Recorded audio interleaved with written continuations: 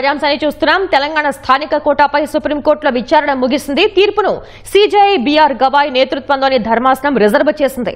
మరింత సమాచారాన్ని మా ప్రతినిధి అరుణ్ అడిగి తెలుసుకుందాం. అరుణ్, తెలంగాణ స్థానిక కోటాపై సుప్రీంకోర్టులో విచారణకు సంబంధించిన సమాచారం ఏంటి?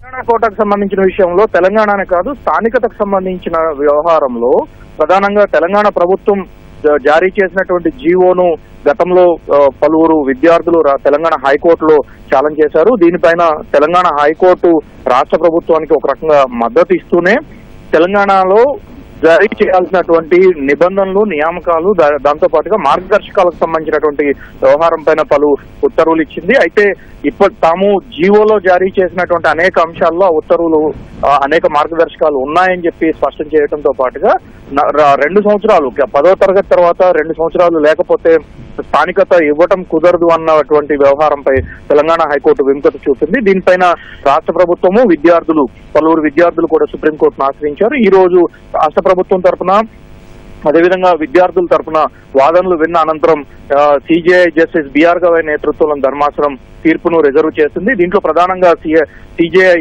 రాష్ట్ర ప్రభుత్వ వాదనలతో కొన్ని అంశాల్లో ఏకీభవిస్తూనే మరికొన్ని అంశాల్లో విభేదించారు. దీంట్లో ప్రధానంగా 2 సంవత్సరాలు లేకపోతే చిన్నప్పటి నుంచి ఒకటే రాష్ట్రంలో ఉండి కేవలం 2 సంవత్సరాలు మాత్రమే పక్కకు తప్పుకుంటే స్థానికత లేకుండా ఎలా ఉంటుంది అనేటువంటి ప్రశ్నను ప్రధానంగా లేవనెత్తడం జరిగింది. దాంతో పాటుగానే 4 ఏళ్ల పాటు రాష్ట్రంలో లేనంత మాత్రాన స్థానికత కుదరదు అని చెప్పని ఏ విధంగా చెప్తారు అనేటువంటి అనేక ప్రశ్నలను సిజేఐ రాష్ట్ర ప్రభుత్వాన్ని ప్రశ్నించారు.